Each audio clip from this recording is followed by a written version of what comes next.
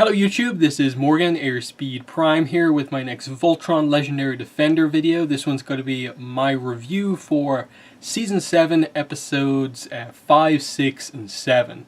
Once again, I haven't actually seen the rest of the season. I'm doing this as I'm going through my initial watch through. Yeah, I know I have, cut this one off in the middle of a two-parter, but I feel it's a good point because the action is just about to kick off. And I want to kind of address everything that happens before that.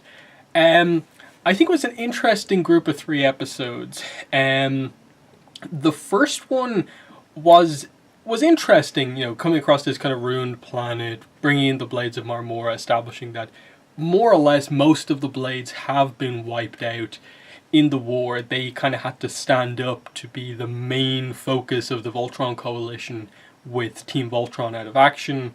The Druids come into the forefront here as they were the ones who defeated most of the Blades.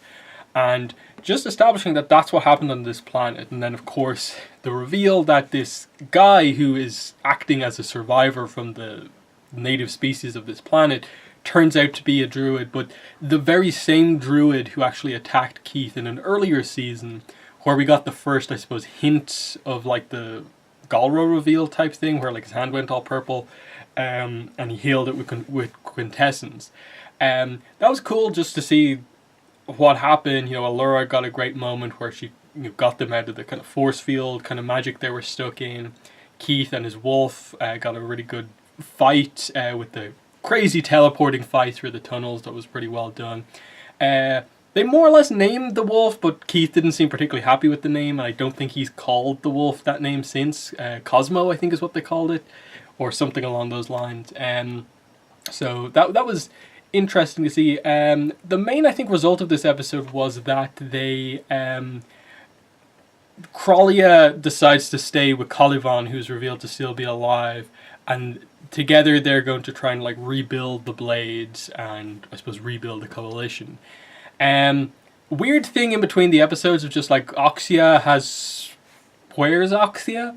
Like, maybe I need to rewatch the start of episode 4 again to see if they said anything, but like I don't remember episode 4 establishing it. Episode 3, where she's a focus in it, she's just kind of... She's there at the end, and they don't really say what happens to her, so is she just with the group, but we haven't focused on her, or what? So I assume she'll come back, but it's kind of been weird to see the... And I suppose this is the weakness of having that kind of oddball episode be more or less a completely separate thing, where it's just barely connected to the series, that you distracted from here to here, and you haven't really kind of connected the dots. Episode 6, The Journey Within, I believe it's called, was a bit of a weird episode for me in that I get what it was trying to go for. It was trying to be the paladins on their own, lines gone, get very personal, kind of have Hunk be the one to sort of keep the team together, discover what's actually going on.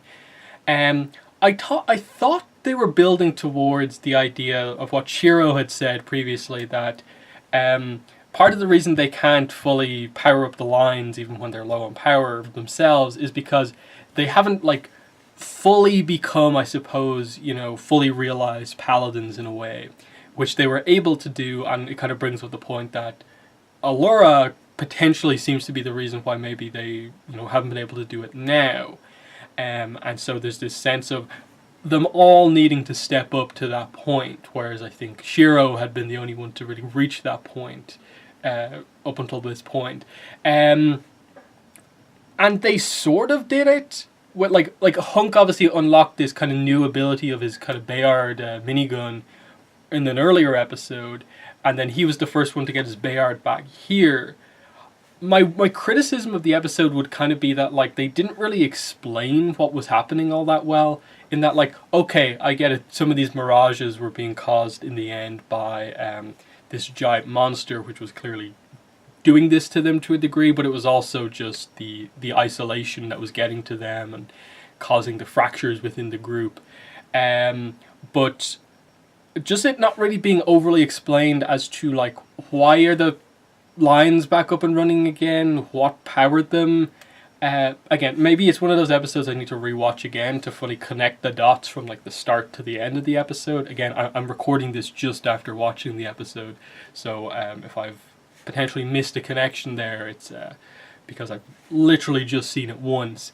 And at this point, it's been like, half an hour ago since I've really seen the detail of that episode. I think it was fine. It was kind of needed in a way, in that they want to make the journey back to Earth be this arduous journey, difficult to make it all happen, and they definitely got that across in this episode pretty well. And by the time they get out, they use the power up. I think it's Lance and Keith. So Red and Black Bayard together make this giant booster rocket wings for Voltron, and that powers them out and gets them to the Milky Way galaxy, which is where we're finally kind of back at Earth.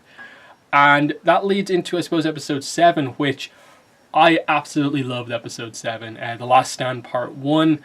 I really appreciate the decision to just basically give a full episode to Sam Holt, who was introduced. He's an important character, but I really appreciate them just kind of giving him an episode to kind of be the star character, to be the main character, and you just completely go away from the Paladins, where they're, on this mission to get back, and we see them like right at the start. They become aware that Earth currently is kind of under invasion by the Galra. Things have gone very bad. Now let's quickly recap you on what's happened in the last 4 years. So immediately 3 years have passed since the battle, but obviously Sam left prior to all of this, and they're basically establishing the year happened in between like him leaving and the battle with Lotor, which again, time is a bit weird because they're in space and they travel so much, but it roughly makes sense, I think. So we see him arriving back and immediately get the impression that like, okay, the Galaxy Garrison is being super, super protective about this. They don't want to spread panic in humanity about all this alien stuff and the threat of war, which is understandable to a degree. But once you get the explanation, and I love that they just recap the series, because it's long enough now into the series where connecting all of the dots like that is really, really important, I think. Referencing the whole thing with Shiro being back at the Galaxy Garrison, making it clear that, look, currently, like, the main heroes in the universe are 4 of the Garrison recruits who escaped. And going through and explaining to them that, look, this is what I've been through, this is what we're up against, here's who's fighting on our side, we have to be prepared. And they're willing to do that. They're willing to secretly undercover develop technology, prepare Earth, but they don't want to tell anyone. And the big issue that's at play in this episode is obviously that Sam is pointing out that if we just told the world, we could have every scientist, every person who could do anything in the world on our side, and the amount that we could get done would be incredible. And that's what we need, given the threat that we're facing, whereas the Galaxy Garrison Admiral is completely like, no, we'll cause a panic, it'll be bad, and we can't tell anyone.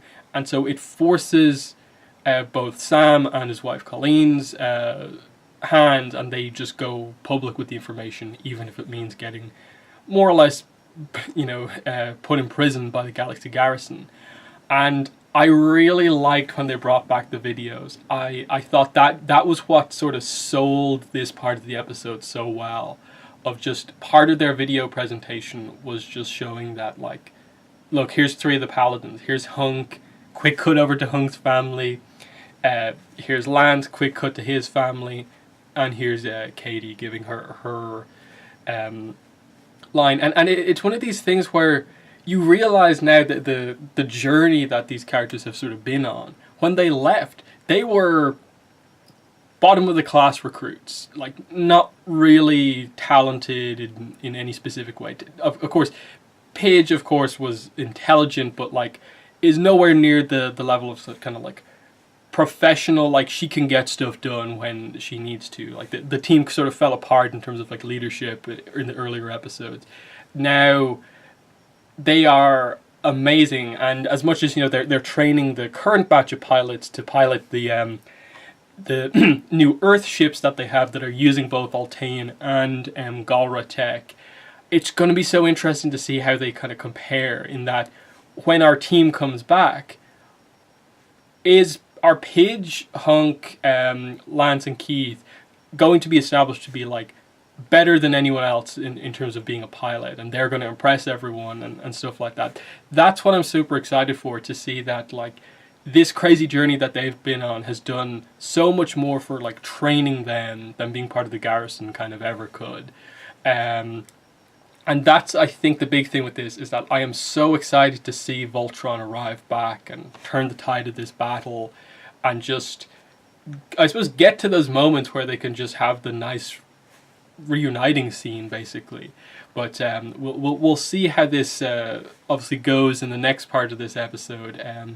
But I really loved this as a recap episode, establishing how Earth is preparing itself, and they seem to be reasonably prepared. Of course, the problem is that they're basically going off one guy. Sam is the only one who knows all of this stuff, and he suddenly has to spread this knowledge. He has to teach other people all this knowledge about future technology, and they have to manufacture it all super suddenly, super quickly, and they basically only have, you know, a year to a month, just over a year basically, to do it.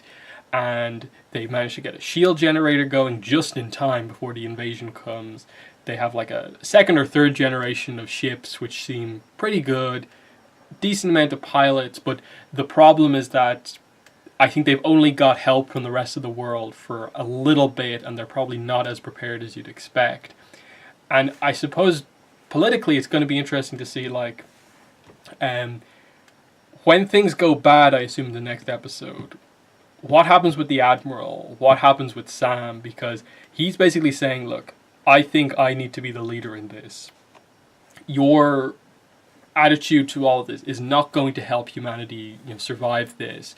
And that's really interesting, because I think the idea they're going for is that when the attack comes in, she is going to be utterly overwhelmed, and, you know, Sam will be proven right, but they're still not going to be good enough.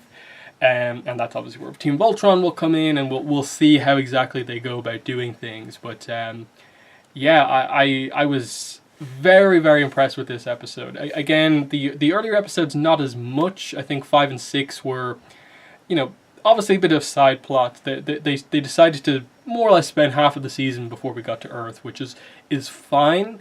It's just, I don't think those were the greatest episodes. Again, as I said, I think 6 especially, The Journey Within, where they're all out in space, it's an episode I think I absolutely need to watch again to get the full scope of really what they were going for here. I suppose in the upcoming episodes we'll see if they have actually, like, improved, if they have, like, new Bayard powers, if they kind of maybe explain some of what happened there a bit more. But you know, it served the role it needed to. It was fine. I just wasn't, like, that impressed by it. 5 was, I think, again, a good episode, a needed episode to explain what happened with the Blades and explain the situation that Collivon's still alive, but Crawlia is now needed to be a leader within the Blades. And nice goodbye moment between Keith and his mother. Him handing the knife back to her. Obviously he got it from her in the first place, and returning it back to her is a nice gesture of just like, you can give it back to me when we meet up again. That's a nice little setup. And yeah, obviously there's going to be action on Earth here. We know Semdak is going to be involved here. I assume he'll probably be revealed very early on in the next episode. Again, I'm stopping in the middle of this two-parter to do this video so I can obviously do 3 episodes in the next video and the final 3 episodes in the last video. But yeah, I think that's basically everything I wanted to say about these episodes. 7 was absolutely the best episode. Best this season, I think definitely 1 and 7 so far have been the standout episodes. 3 was very good as well. And yeah, definitely so far loving the season, especially just the setup of like 6 episodes to go. I'm really excited to see what happens. But yeah, that's been the video for now, and you'll see the next video in an hour or two. So yeah, thanks for watching this video, and bye.